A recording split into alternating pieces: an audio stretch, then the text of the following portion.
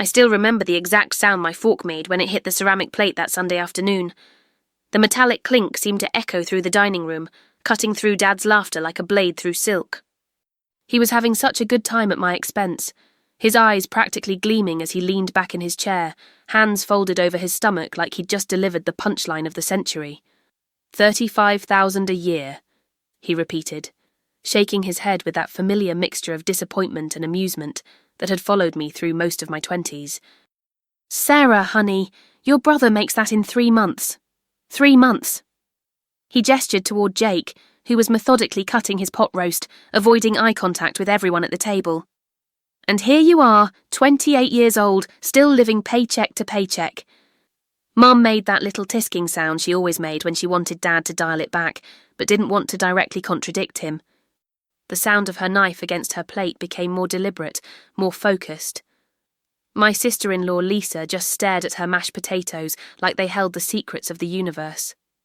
The worst part wasn't even the words themselves, it was the way he said them, with that tone that suggested he was doing me a favour by pointing out my failures. Like he was some kind of life coach, instead of the man who'd spent the last decade making me feel like I was perpetually disappointing him, simply by existing. I mean, what exactly do you do with that money? Dad continued, warming to his theme. You don't have a mortgage, you don't have a car payment worth mentioning, you don't have kids. Where does it all go? I felt my face getting hot, that familiar flush that started at my neck and worked its way up to my cheeks. 28 years old, and I still felt like I was 12 when he got on these kicks. The rational part of my brain knew I should just let it go, change the subject, ask Lisa about her new job or comment on Mum's roast. But something inside me snapped. Maybe it was the way Jake was sitting there, saying nothing, letting Dad paint me as the family failure while he played the golden child. Maybe it was the accumulated weight of years of these little moments, these casual cruelties disguised as concern. Or maybe it was just that I was tired of being the punchline to a joke I'd never found funny. You know what, Dad? I said, my voice steadier than I felt. You're right, I don't make much money, but I do okay with what I have. He leaned forward, sensing weakness. Okay? Sweetheart, okay doesn't build wealth. Okay doesn't secure your future. Look at Jake here. He's got a house, a good job, a wife, he's building something. That's when I remembered the letter. I'd picked up the mail on my way in, as I always did when I visited on Sundays. Force of habit from the years when I'd lived here, when sorting through the family mail was just another one of my unofficial responsibilities. The envelope from First National Bank was buried between a catalogue and a credit card offer, addressed to me, but sent to the family home because I'd never bothered to change the address for that particular account. I'd stuffed it in my purse without thinking, planning to deal with it later. But now, sitting here while Dad dissected my life choices like a coroner examining a particularly disappointing corpse, I found myself reaching for my bag. What are you doing? Mum asked, finally looking up from her plate. I didn't answer right away. Instead, I pulled out the envelope, my fingers working at the seal. The paper was thick, official-looking, the kind that banks use when they want to make sure you know they're serious about whatever they're telling you. Sarah, Dad said, his voice taking on that warning tone he'd used when I was a kid, and he thought I was about to do something stupid. What's that? I unfolded the statement, my eyes scanning the familiar account numbers and balance information. There it was, in black and white, my automatic payment history for the past 12 months. 12 monthly payments of $1,847.32, every single one deducted from my checking account like clockwork. This, I said, holding up the paper, is my bank statement. Dad's expression shifted from amusement to confusion. Why are you... Specifically, I continued, my voice gaining strength. It's the statement for the account I used to pay the mortgage on this house. The silence that followed was so complete, I could hear the grandfather clock in the hallway, marking time with its steady tick-tick-tick. Mum's fork had stopped moving entirely. Lisa was staring at me now, her eyes wide, but it was Jake's face that told me everything I needed to know. He'd gone pale, his jaw working like he was chewing something bitter. His eyes darted from me to Dad and back again, and I saw the exact moment when he realised what was about to happen. What did you say? Dad's voice was different now, quieter, like he wasn't sure he'd heard me correctly.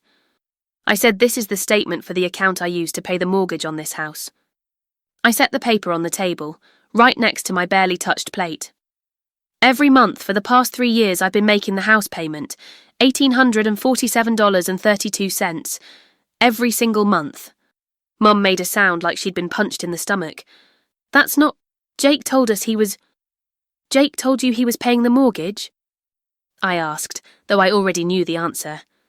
That's interesting, because according to this statement, the payments have been coming out of my account since October 2021.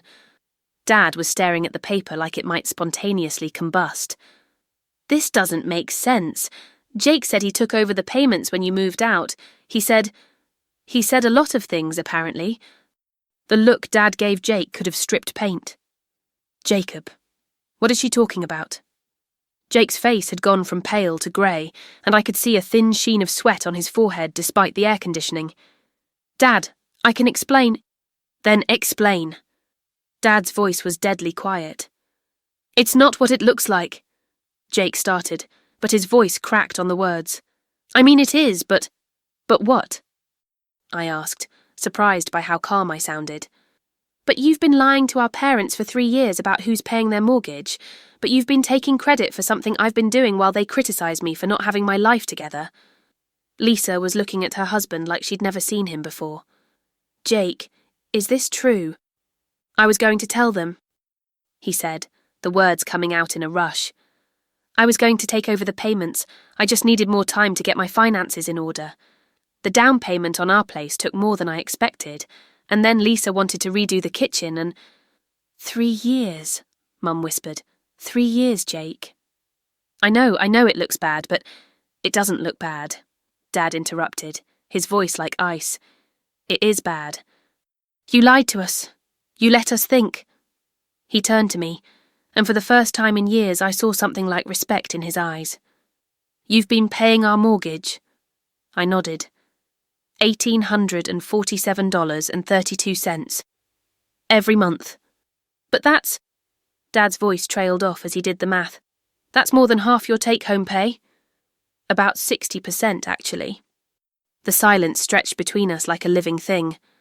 I could feel my heart pounding, but it wasn't from fear or anger anymore. It was from something else entirely. Relief, maybe. Or vindication. "Why?" Mum asked finally. "Why didn't you tell us?" That was the question I'd been dreading, because the answer made me feel small and pathetic. Because I didn't want you to feel bad about it. Because I knew you'd try to refuse, and I couldn't stand the thought of you losing the house. Dad's face was doing something complicated, cycling through emotions I couldn't quite read. "So you just took it on, without saying anything." "I took it on because I could handle it. Because despite what everyone seems to think, I'm actually pretty good at managing money." "I just don't make very much of it." "But your lifestyle," Dad said, confusion evident in his voice. "You never go anywhere. You never buy anything nice for yourself. I thought you were just... I don't know. Not trying hard enough." I almost laughed. "Dad, I don't go anywhere because I can't afford to. I don't buy nice things because I'm paying for your house. I clip coupons and buy generic groceries and wear the same clothes until they fall apart because every spare penny goes to that mortgage payment." The words were coming faster now, 3 years of frustration and resentment spilling out like water from a broken dam. "I drive a car that's older than some of my co-workers' kids because I can't afford a car payment on top of everything else. I live in a 1-bedroom apartment with a broken dishwasher and a heater that only works half the time because it's what I can afford after I pay for your house." "Sarah," Mum said, tears starting to form in her eyes. "Honey, we never asked you to. You didn't have to ask." The words came out sharper than I intended, and I saw her flinch. "You didn't have to ask, because I knew what would happen if you lost this place. I knew Dad would blame himself, and Mum would try to pretend it was okay, and Jake would probably offer to help, but find reasons why he couldn't follow through." Jake's face was red now, anger mixing with his shame. "That's not fair, Sarah. You don't know that." "Don't I?" I turned to face him directly. "Jake, you've been lying to our parents for 3 years about paying their mortgage. You've been taking credit for something I've been doing while I got lectured about my lack of ambition and responsibility. You think I don't know exactly how this family works? Dad was staring at Jake like he'd never seen him before. How could you do this? How could you lie to us for 3 years? I didn't mean for it to go on this long, Jake said, his voice small. When Sarah first started making the payments, I thought it would just be for a few months until I got back on my feet. But then, one thing led to another and it was easier to let me keep paying and take the credit than to actually step up, I finished. That's not how it was. Then how was it, Jake? Because from where I'm sitting, it looks like you've been perfectly happy to let everyone think you're the responsible one, while I've been breaking my back to keep this family from falling apart. Lisa was crying now, quiet tears that she was trying to hide behind her napkin. Jake, how could you not tell me?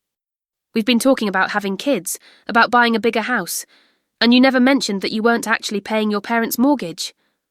I was going to tell you, he said, but the words sounded hollow even to me. When? Dad's voice was getting louder now, the initial shock giving way to anger. When were you going to tell us that our daughter has been sacrificing her own financial security to keep us afloat while you played the successful son? I'm not playing anything, Jake snapped. I do make good money. I do have a successful career. And apparently you're also a liar, Dad shot back. The words hung in the air like a physical thing. I watched Jake's face crumple, saw the moment when he realised that the carefully constructed image he'd been maintaining had just shattered completely. I'm not a liar, he said, but his voice was barely a whisper. Then what do you call someone who lets his parents believe he's paying their mortgage when he's not? Dad asked. What do you call someone who lets his sister get criticised for being irresponsible while he takes credit for her sacrifices? Jake didn't have an answer for that. None of us did.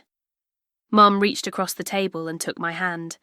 Her fingers were cold, trembling slightly. Sarah, I'm so sorry we didn't know. I didn't want you to know, I said, but the words felt inadequate. I just wanted to help. But at what cost? She asked. You've been living like a pauper so we could keep our house. That's not right. It's not wrong either, I said. This is my family. This is what families do. No, Dad said, his voice firm. This is what you did, and we should have known. We should have asked more questions, should have paid more attention. He looked at Jake with disgust. We should have raised our son better. The words hit Jake like a physical blow. I actually saw him flinch, saw the way his shoulders sagged like something vital had been cut out of him. Dad, please, he said. I know I messed up, but... You didn't mess up, Dad interrupted. You betrayed us. You betrayed your sister, you betrayed your parents, and you betrayed your wife. That's not a mistake, son. That's a choice. Lisa was openly crying now, her face in her hands. I can't believe this. I can't believe you've been lying to me for 3 years. I wasn't lying to you, Jake said desperately. I didn't tell you everything. That's the definition of lying, Jake, she said, her voice muffled by her hands. God, what else don't I know about you? I felt a strange mix of satisfaction and pity watching my brother's world fall apart. For so long, he'd been the golden child, the one who could do no wrong, while I'd been the disappointment, the one who couldn't get her act together. Now the tables had turned so completely that I almost felt dizzy. So what happens now? I asked, though I wasn't sure I wanted to know the answer. Dad looked at the bank statement again, his expression unreadable. Now we figure out how to make this right. There's nothing to make right, I said. I chose to pay the mortgage. I can keep paying it. Absolutely not, Mom said, her voice stronger than I'd heard it all afternoon. We're not letting you sacrifice your life for our house. It's not a sacrifice if I choose to do it. It is, if you're choosing it because you feel like you have to, Dad said. And it's especially a sacrifice if you're doing it while we criticize you for not having your life together. The shame in his voice was almost harder to bear than the years of criticism had been. Dad, you didn't know. We should have known, he said firmly. We should have asked. We should have paid attention. We should have been better parents. You are good parents, I said, and I meant it. You're just human. Being human doesn't excuse what happened here, Dad said, and it doesn't excuse what Jake did. Jake looked up at the mention of his name, hope flickering in his eyes. Dad, if you'll just let me explain, There's nothing to explain, Dad said, cutting him off. You lied to us for 3 years. You let your sister make sacrifices you should have been making. You took credit for something you didn't do. What is there to explain? I was trying to protect you, Jake said, the words coming out in a rush. I didn't want you to worry about the mortgage, and I knew if I told you I couldn't make the payments, you'd stress about it. So you decided to let Sarah stress about it instead? Mum asked. I didn't think about it like that. That's the problem, Dad said. You didn't think about it at all.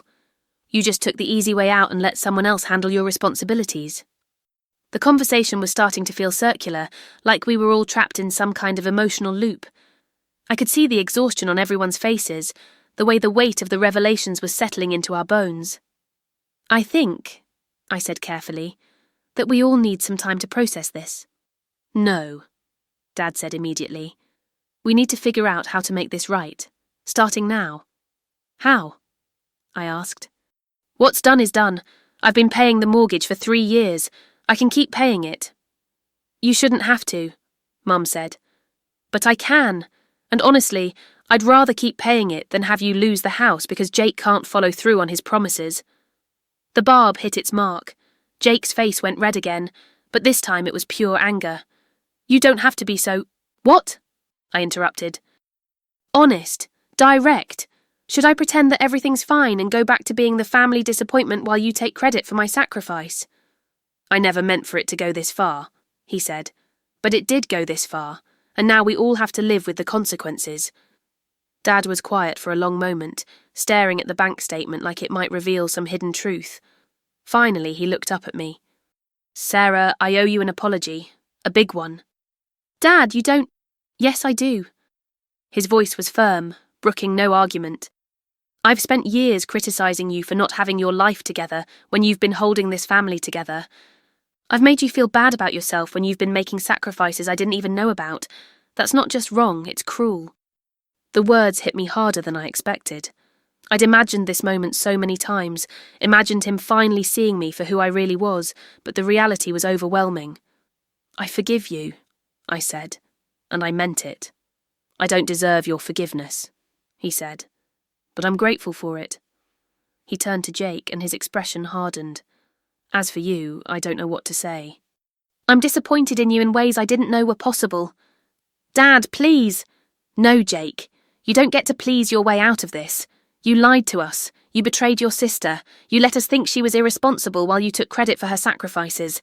That's not something you can just apologise away. So what do you want me to do? Jake asked, his voice breaking. I want you to grow up. Dad said simply. I want you to take responsibility for your actions. I want you to stop making excuses and start making things right. How? That's for you to figure out. But it starts with paying Sarah back for every penny she's put into this house. The number hung in the air between us. 3 years of mortgage payments plus interest. We were talking about more than $60,000.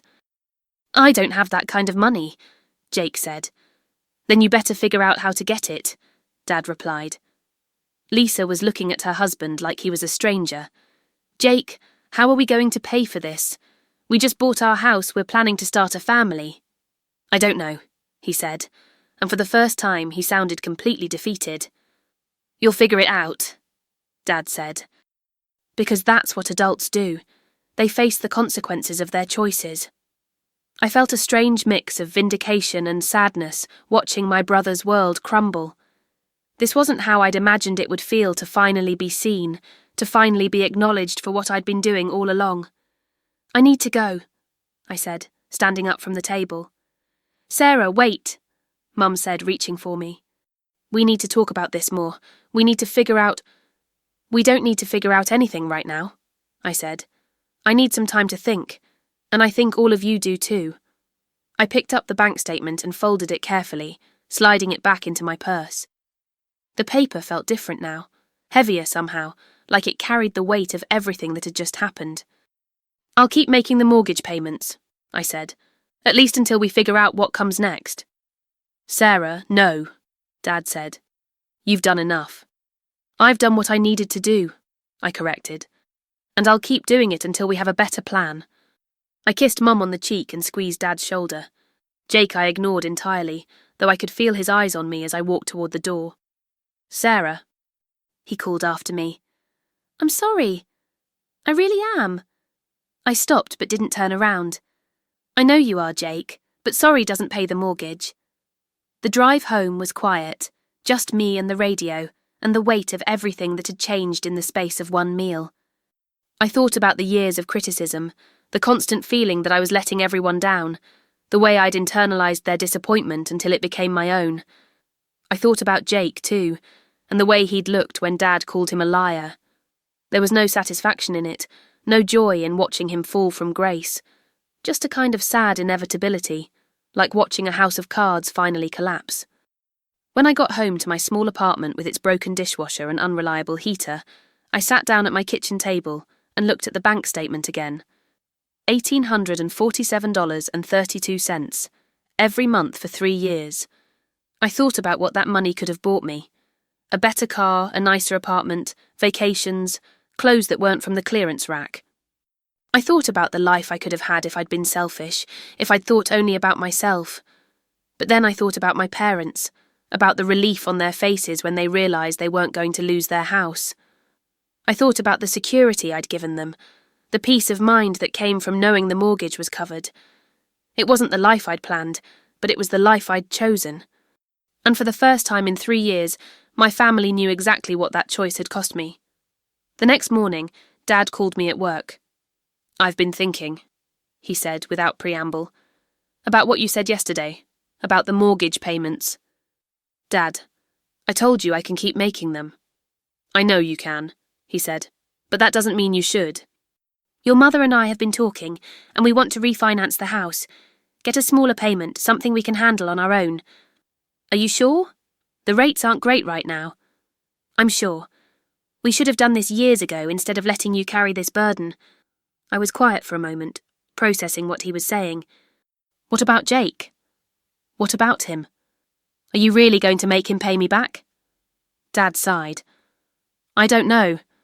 Part of me wants to, but the practical part of me knows he can't afford it. At least not all at once. So what then? I think that's between you and him. But Sarah, I want you to know that what you did, it matters. It means something. And I'm sorry it took me so long to see it." After I hung up, I sat in my cubicle and stared at my computer screen without really seeing it. 3 years of sacrifice, of putting my family's needs ahead of my own, and it had all come down to one moment, one piece of paper, one Sunday afternoon that changed everything. I thought about Jake, probably sitting in his own office somewhere, trying to figure out how to explain to his wife that their financial situation wasn't what she thought it was. I thought about my parents, probably sitting at the kitchen table with mortgage refinancing paperwork spread between them. I thought about Sunday dinners, and whether they'd ever be the same again. But mostly, I thought about the sound my fork had made when it hit the plate, that little metallic clink that had started it all. Sometimes the smallest sounds carry the biggest truths, and sometimes the truth is exactly what a family needs to hear.